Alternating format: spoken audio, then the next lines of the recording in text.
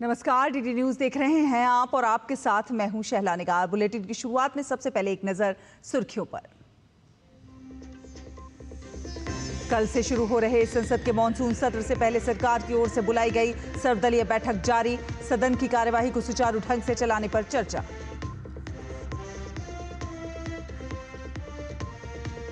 भारत को मलेरिया उन्मूलन की दिशा में मिली बड़ी कामयाबी। देश में तैयार हुआ मलेरिया का पहला स्वदेशी टीका। टीके को दिया गया एडफॉल्सिवैक्स नाम।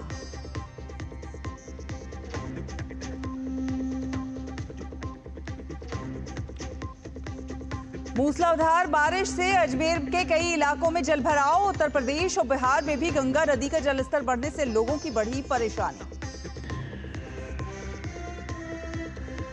कांवड़ यात्रा को लेकर हर तरफ उत्साह का माहौल। उत्तर प्रदेश के मुख्यमंत्री योगी आदित्यनाथ ने मेरठ में कांवड़ियों पर की पुष्प वर्षा।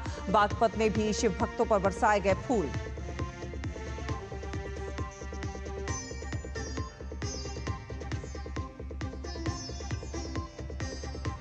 और हंगरी में आयोजित कुश्ती रैंकिंग सीरीज में भारत का शानदार प्रदर्शन। भारत ने 2 स्वर्ण, 2 रजत और 2 कांस्य पदक के साथ कुल 6 पदक के साथ किया अपने अभियान को समाप्त। तो आपको बता दें कि कल से शुरू हो रहे संसद के मॉनसून सत्र से पहले सरकार की ओर से सर्वदलीय बैठक बुलाई गई है, जो अभी जारी है। ये बैठक राज्यसभा में सदन के नेता और केंद्रीय मंत्री जेपी नड्डा की अध्यक्षता में हो रही है। इस बैठक में संसदीय कार्य मंत्री किरेन रिजिजू समेत विभिन्न राजनीतिक पार्टियों के प्रतिनिधि भी उपस्थित हैं। इस बैठक के दौरान मॉनसून सत्र के दौरान दोनों सदनों की निर्बाध कार्यवाही को किस प्रकार से सुनिश्चित किया जाए, इस पर चर्चा अहम है। 21 जुलाई से शुरू होने वाला ये सत्र अगले महीने की 21 तारीख यानी कि 21 अगस्त तक चलेगा। बैठक शुरू होने से पहले संसदीय कार्य मंत्री किरेन रिजिजू ने संवाददाताओं को बताया कि सरकार संसद में उठाए जाने वाले महत्वपूर्ण मुद्दों पर चर्चा के लिए तैयार है। और आपको बता दें कि भारत में मलेरिया उन्मूलन की दिशा में एक बड़ी कामयाबी हासिल हुई है। भारतीय वैज्ञानिकों ने मलेरिया रोग के खिलाफ पहला स्वदेशी टीका तैयार कर लिया है, जो न केवल संक्रमण बल्कि उसके सामुदायिक प्रसार पर भी रोक लगाने में सक्षम है। आईसीएमआर और भुवनेश्वर स्थित क्षेत्रीय चिकित्सा अनुसंधान केंद्र RMRC के शोधकर्ताओं ने मिलकर ये स्वदेशी टीका तैयार किया है। इस टीके को फिलहाल एडफॉल्सिवैक्स नाम दिया गया है, जो कि मलेरिया परजीवी प्लाज्मोडियम फाल्सिपेरम के खिलाफ पूरी तरह से असरदार पाया गया है। टीके के जल्द उत्पादन के लिए आईसीएमआर ने प्राइवेट कंपनियों के साथ समझौता करने की प्रक्रिया शुरू कर दी है। आईसीएमआर के मुताबिक मौजूदा समय में मलेरिया के 2 टीके उपलब्ध हैं, जिनकी कीमत करीब 800 रुपए तक प्रति खुराक है। हालांकि इनका असर 33 से 67% के बीच है और ऐसे में भारत की ये स्वदेशी वैक्सीन न केवल इन दोनों टीकों से अधिक प्रभावी मानी जा रही है, बल्कि इसकी जो लागत है वो भी कम हो सकती है, जिससे ये आम लोगों की पहुंच में आसानी से आ पाएगी। और अब बात करते हैं बिहार में मतदाता सूची के चल रहे विशेष गहन पुनरीक्षण की। तो इसके दौरान 95.92% मतदाता मसौदा सूची में शामिल हो गए हैं। इसके लिए चुनाव आयोग द्वारा छूटे हुए प्रत्येक मतदाता तक पहुंचने के लिए मिशन मोड में प्रयास जारी है। राजनीतिक दलों द्वारा नियुक्त BLO और BLA ऐसे मतदाताओं का पता लगाने का प्रयास कर रहे हैं। चुनाव आयोग प्रत्येक पात्र मतदाता को मतदाता सूची में शामिल करने में जुटा हुआ है। इसके लिए 1 लाख BLO, 4 लाख स्वयंसेवक, राजनीतिक दलों द्वारा नियुक्त 1.5 लाख BLA मिशन मोड में काम कर रहे हैं। इस अभियान के तहत BLO घर घर जाकर मतदाताओं से संपर्क स्थापित कर रहे हैं। साथ ही साथ चुनाव आयोग देश भर में अखबारों में विज्ञापनों और अन्य सभी संभावित संचार माध्यमों से बिहार के ऐसे मतदाताओं को सूचित कर रहा है। शेष शहरी मतदाताओं को नामांकित करने के लिए बिहार के सभी 261 शहरी स्थानीय निकायों के सभी 5,683 वार्डों में विशेष शिविर भी लगाए गए हैं। साथ साथ 1 अगस्त को प्रकाशित होने वाली मसौदा मतदाता सूची में कोई त्रुटि है अगर, तो उसे 30 अगस्त तक ठीक किया जा सकता है। राजनीतिक दल या फिर राजनीतिक दल द्वारा नियुक्त किसी भी BLA द्वारा दावे और आपत्तियां दर्ज की जा सकती हैं। केंद्रीय मंत्री जितेंद्र सिंह ने कहा है कि प्रधानमंत्री नरेंद्र मोदी के नेतृत्व में पिछले 11 वर्षों में महिलाओं के सशक्तिकरण में व्यापक परिवर्तन हुआ है। इन वर्षों में अब तक सैनिक विद्यालयों और राष्ट्रीय रक्षा अकादमी में प्रवेश जैसे अज्ञात क्षेत्रों में महिलाओं की भागीदारी हुई है। महिला भागीदारी के जरिए बिहार का विकास विषय पर पटना में आयोजित एक सम्मेलन को संबोधित करते हुए केंद्रीय मंत्री ने कहा कि प्रधानमंत्री ने महिलाओं की भागीदारी से आगे बढ़कर महिलाओं के नेतृत्व वाले विकास का संकल्प लिया है। सावन के महीने में कांवड़ यात्रा को लेकर हर तरफ उत्साह का माहौल है। उत्तर प्रदेश के मुख्यमंत्री योगी आदित्यनाथ ने आज मेरठ मुजफ्फरनगर कांवड़ मार्ग का हवाई सर्वेक्षण किया। सीएम योगी ने मेरठ में कांवड़ियों पर पुष्प वर्षा भी की।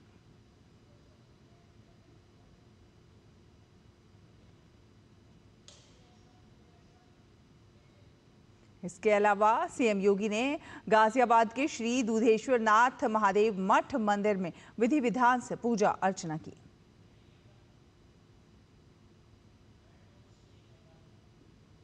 श्रावण महीने में कांवड़ यात्रा को लेकर उत्साह अपने चरम पर होता है और उत्तर प्रदेश के मेरठ में राष्ट्रीय स्वयंसेवक कांवड़ियों को चिकित्सा सुविधाएं प्रदान कर रहे हैं।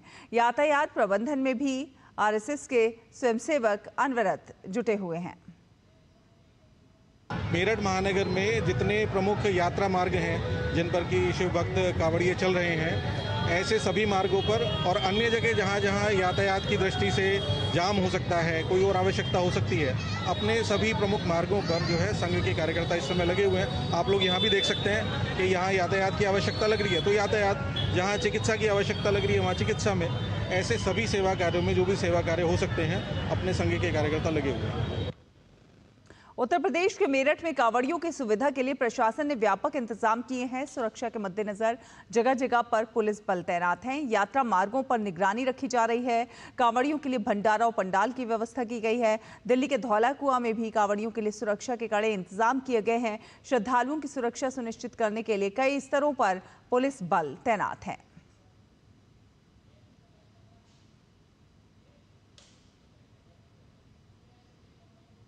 व्यवस्था सही है, सरकार के द्वारा व्यवस्था सही मिली हुई है, बढ़िया, बिल्कुल बेहतरीन। हर जगह पे 1-1 किलोमीटर पे पंडाल लगे हुए हैं, सबके बेहतरीन सुविधा कर रखी है सारे लोगों ने। व्यवस्था अच्छी हुई है, भंडारे का किराया, रहने सहने के लिए जगह, रुकने के लिए व्यवस्था अच्छी हुई है। सावन का महीना और उसमें कांवड़ यात्रा का उत्साह चारों तरफ देखा जा सकता है। वहीं उत्तर प्रदेश के अमरोहा में धार्मिक सद्भाव और भाईचारे की अनूठी मिसाल भी देखने को मिली है। यहां मुस्लिम समुदाय के लोगों ने कांवड़ियों पर फूल बरसाकर उनका स्वागत किया। और इसी कड़ी में बागपत जिले में श्रद्धालुओं के स्वागत और सुरक्षा को लेकर प्रशासन पूरी तरह से मुस्तैद नजर आ रहा है। शिव भक्त कांवड़ियों का हौसला बढ़ाने के लिए प्रशासन ने हेलीकॉप्टर से पुष्प वर्षा कर एक अनूठी पहल की। कांवड़ मार्ग पर श्रद्धालुओं पर फूलों की वर्षा की गई, जिसने भक्तों को एक अलग ही भावनात्मक अनुभूति दी। श्रद्धालु भी प्रशासन के स्वागत सत्कार से अभिभूत नजर आए। केंद्रीय रिजर्व पुलिस बल सीआरपीएफ का मानवीय चेहरा एक बार फिर से सामने आया है और इस बार ये पवित्र अमरनाथ यात्रा के दौरान देखने को मिला। महाराष्ट्र के 67 वर्ष के काचू कोले के घुटने में चोट लग गई और लग जाने से उन्हें बालटाल से बाबा अमरनाथ मंदिर पैदल जाने में काफी ज्यादा कठिनाई का सामना करना पड़ा। सीआरपीएफ के पर्वतीय बचाव दल ने काचू कोले की ऊपर चढ़ने में भरपूर सहायता की। सीआरपीएफ की टीम अमरनाथ यात्रा के दौरान यात्रियों को मेडिकल सहित हर प्रकार की मदद पहुंचा रही है। बालटाल और बाबा अमरनाथ मंदिर के बीच की दूरी 14 किलोमीटर है, जिसे पैदल या फिर टट्टुओं की मदद से तय किया जाता है।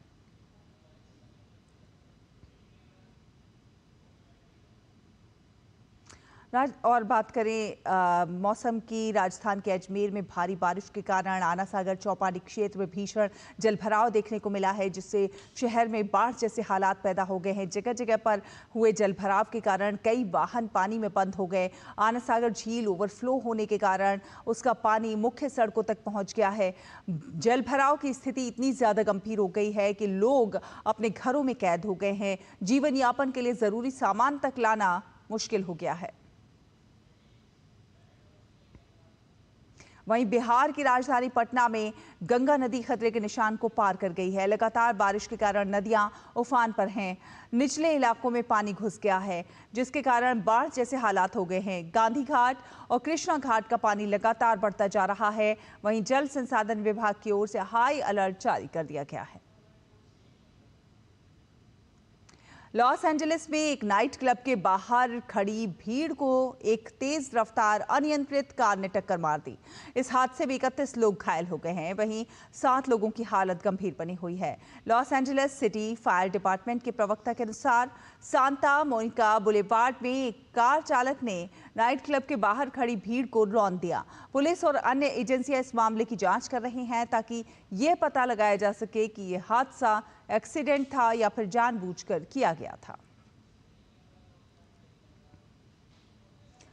और सीरिया में सांप्रदायिक हिंसा लगातार जारी है। स्वेदा प्रांत में अल्पसंख्यक ड्रूज समुदाय और स्थानीय बेडोइन जनजातियों के बीच झड़प में अब तक सैकड़ों लोग मारे जा चुके हैं और बड़ी संख्या में लोग घायल हुए हैं। दोनों पक्षों ने एक दूसरे पर अत्याचार करने और नागरिकों को निशाना बनाने का आरोप लगाया है। वहीं अमेरिका ने दोनों पक्षों को चेतावनी देते हुए कहा है कि निर्दोषों का कत्लेआम बंद होना चाहिए। इससे पहले सीरिया के राष्ट्रपति ने कहा कि सरकार सभी पक्षों से बातचीत कर रही है ताकि शांति बहाल हो सके।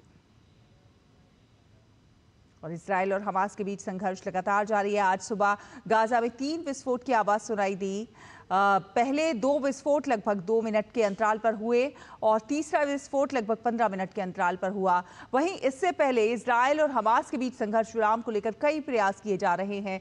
अमेरिकी राष्ट्रपति डोनाल्ड ट्रंप ने भी संघर्ष विराम के सकारात्मक संकेत दिए हैं। उन्होंने कहा है कि इस मुद्दे पर बातचीत जारी है और उम्मीद है कि जल्द ही कोई ठोस समाधान निकल सकता है।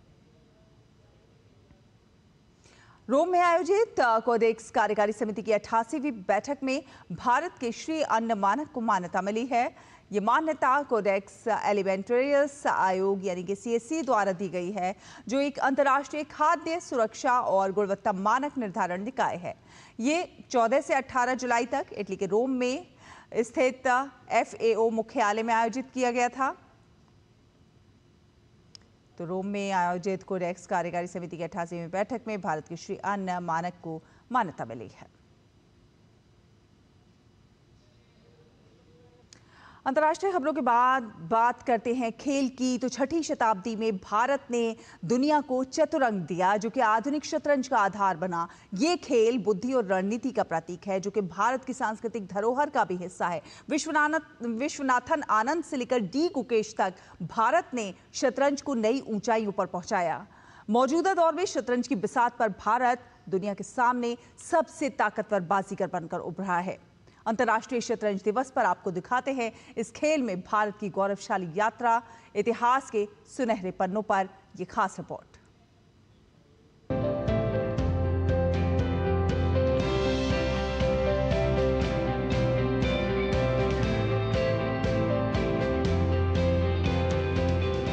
छठवीं सदी में भारत से शुरू हुआ चतुरंग आज चेस बनकर दुनिया को चुनौती दे रहा है। 1966 में फीडे की स्थापना के बाद से यूनेस्को के सुझाव पर हर साल 20 जुलाई को अंतर्राष्ट्रीय शतरंज दिवस के रूप में मनाया जाता है। भारत में यह दिन विशेष रूप से महत्वपूर्ण है क्योंकि शतरंज की शुरुआत भारत की धरती पर हुआ, जो एक रणनीतिक युद्ध खेल था। यह खेल भारत की सांस्कृतिक विरासत का हिस्सा है।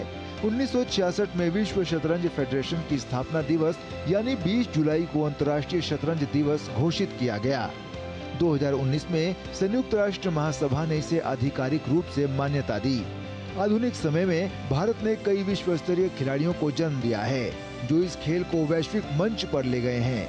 विश्वनाथन आनंद ने इस खेल को घर घर तक पहुंचाया, तो वहीं आज डी गुकेश, आर प्रज्ञानंद, विदित गुजराती, अर्जुन एरिगैसी, अरविंद चिदम्बरम, कोनेरू हम्पी, हरिका द्रोणावल्ली, वैशाली, दिव्या देशमुख, वंतिका अग्रवाल और तानिया सचदेव जैसे खिलाड़ी देश में शतरंज को नई ऊंचाई पर ले गए हैं। साल 2024 में आयोजित हुए 45वें शतरंज ओलंपियाड में भारत की महिला और पुरुष टीमों ने स्वर्ण पदक जीतकर इतिहास रचा।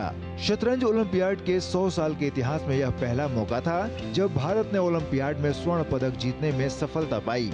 जून 2025 तक भारत के पास 85 ग्रैंड मास्टर हैं। इसके अलावा 124 अंतर्राष्ट्रीय ग्रैंड मास्टर हैं। वहीं 23 महिला ग्रैंड मास्टर और 42 महिला अंतर्राष्ट्रीय ग्रैंड मास्टर हैं, जो देश की शतरंज में गहरी बिसात को दर्शाता है।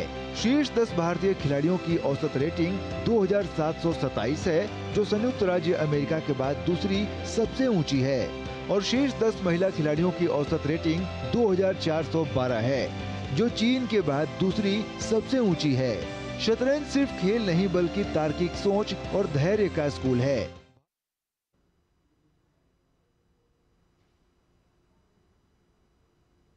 सीधा रुख करेंगे संसद भवन का, जहां ऑल पार्टी मीटिंग के बाद संसदीय कार्य मंत्री किरण रिजिजू मीडिया को संबोधित कर रहे हैं। सीधा लिए चलते हैं आपको। इस सत्र में भाग लेंगे। टोटल 51 ग्रुप से 54 मेंबर्स आज पार्टिसिपेट किए और 40 लोगों ने अपना पार्टी का तरफ से मत रखा है। बहुत ही सकारात्मक रहा है। सारे पॉलिटिकल लीडर्स ने अपने अपने पार्टीज के पोजीशन बताया और उनके मुद्दे जो इस सत्र में लाने का है उनको भी सामने में रखा है। सरकार की ओर से हम लोग ने सारा पॉइंट्स नोट किए हैं और हमने ये रिक्वेस्ट किया है कि सदन अच्छा से चले, इसके लिए पक्ष और विपक्ष मिल करके हमको काम करना होगा। आपस में कोऑर्डिनेशन अच्छी तरह से रखना होगा। हम पॉलिटिकल पार्टीज अलग अलग विचारधारा का हो सकता है, मगर पार्लियामेंट का सदन अच्छी तरह से चले ये सबका जिम्मेदारी है। अपोजिशन का भी जिम्मेदारी है और सरकार का भी जिम्मेदारी है। और जो छोटे छोटे पॉलिटिकल पार्टीज के लोग हैं, विशेष करके जिस पार्टी के 1 या 2 सदस्य होते हैं, उनको बोलने का कम समय मिलता है, क्योंकि संख्या का हिसाब से पार्लियामेंट का सिस्टम चलता है। लेकिन हम लोगों ने इसको अपने संज्ञान में लिया है और छोटे पार्टियों को 1-2 एमपीज वाले पार्टीज को हम पर्याप्त समय कैसे दें, इस पे भी हमने सहमति जताई है। हम स्पीकर साहब और हाउस के चेयरमैन साहब के सामने में रखेंगे, फिर बिजनेस एडवाइजरी कमेटी में ये मुद्दे को भी रखेंगे। कई अहम मुद्दे हैं जिस पे सब पार्टी ने अपना विचार रखा है कि सदन में चर्चा होना चाहिए। तो हम तो खुले दिल से चर्चा के लिए तैयार है। नियम के तहत और परंपरा के तहत हम चलते हैं।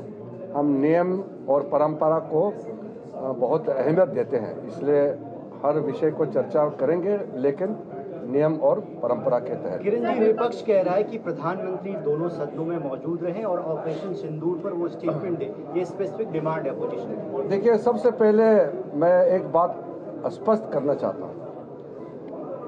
प्रधानमंत्री पार्लियामेंट सेशन में हमेशा पार्लियामेंट में रहता ही है। सिर्फ विदेश के दौरे जो होते हैं या किसी राज्य में बहुत विशेष कार्यक्रम होता है तब जाते हैं, वरना प्रधानमंत्री आज तक जितना प्रधानमंत्री रिकॉर्ड में हमने देखा है, सबसे ज़्यादा पार्लियामेंट में आदरणीय मोदी जी रहते हैं। हाउस के अंदर में पूरे सत्र में प्रधानमंत्री नहीं रहते, ये सबको मालूम है।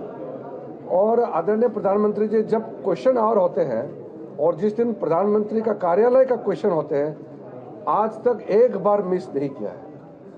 और हर समय प्रधानमंत्री को बिना मतलब घसीटना ये सही नहीं है, क्योंकि सदन में कैबिनेट जो है कलेक्टिव रिस्पॉन्सिबिलिटी के साथ काम करते हैं। तो जब भी पार्लियामेंट चलते हैं, कैबिनेट मंत्री अनिवार्य रूप से मौजूद रहता ही है और जिसका विभाग का चर्चा होता है या जिसका क्वेश्चन होता है वो मंत्री तो रहना ही है।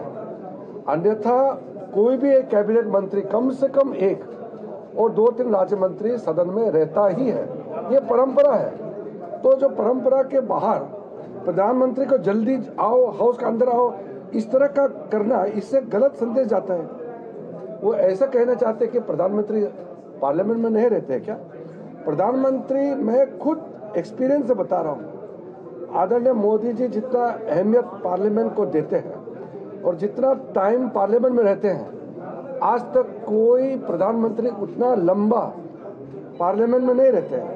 वो पार्लियामेंट चैम्बर भी होते हैं, चैम्बर में भी रहते हैं और सदन में भी आते हैं, और जब महत्वपूर्ण चर्चा होते हैं तो प्रधानमंत्री आता ही है। तो इसलिए ये जो पार्लियामेंट का जो सिस्टम है उसको आप डाइवर्ट करके प्रधानमंत्री के ऊपर में आप हमला करना चाहता है, ये मत कीजिए। मेरा तरफ Has the government agreed to any of the demands of the opposition on raising issues like we are very open to discussion on important issues like Operation Sindoor, related to all the incidents right from the attack in the Pahalgam. These are issues of great national importance. Government is not shying away from discussion. The only thing I'm saying is we will discuss under certain rules, certain procedure, with a convention which is there before us. So government will never shy away from discussion unless it is prevented under certain rules or under certain provisions. So let us be very open. Today in the all-party meeting, we have very patiently heard the suggestions of the opposition members and from the ruling alliance members, and also expect that this coming monsoon session will be very productive as usual, and we are coming with many important bills and other issues. So let us total कितने bill लेकर आ रहे हैं sir? लगभग 17 bill और business तो अभी हमारे पास तैयार है, और बाकी कुछ होगा वो भी हम आपको जानकारी देंगे। Mr. Rijiju, what opposition is saying that they need clarity on foreign policy. They are also saying what Mr. US President Mr. Donald Trump is saying. PM needs to speak and complain on that in the House. That when we start the discussion on the matter, we will make our stand very clear. But right now, to respond to every statements or each statement made by any political leaders of other countries doesn't require response from ministers or from the government all the time. What I'm saying is government will respond appropriately in the parliament. Sir Trump के issue को कई सांसदों ने उठाया। मैं यही कह रहा हूँ, आप चाहे अमेरिका का राष्ट्रपति हो, कोई भी हो, इसको मैं यहाँ इस तरह से जवाब देने में असमर्थ हूँ, क्योंकि ये प्रॉपर फोरम नहीं है या कोई प्रॉपर तरीका नहीं है। उपयुक्त जवाब या स्टेटमेंट जो भी होता है वो पार्लियामेंट में जब इसका चर्चा होगी तो उसका जवाब भी दिया जाएगा, लेकिन हर एक चीज़ को अलग से यहाँ जवाब बाहर में देना वो सही नहीं मानता हूँ।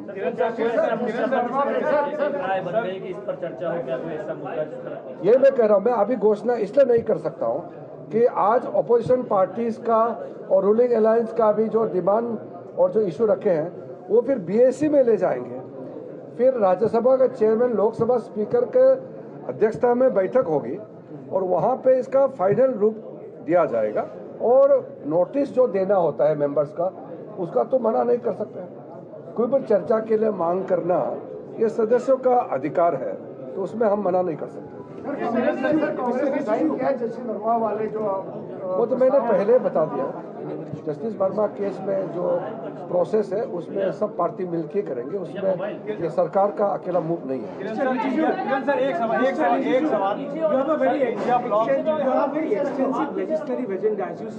एक 17 bills including about 8 new bills. Have you prioritized which are the bills that will come ahead first? You will come to know some of the list of the agenda by tomorrow afternoon. I cannot declare about the business and agenda in terms of sequence and priorities right now, because I want to bring all those matter before the BSC.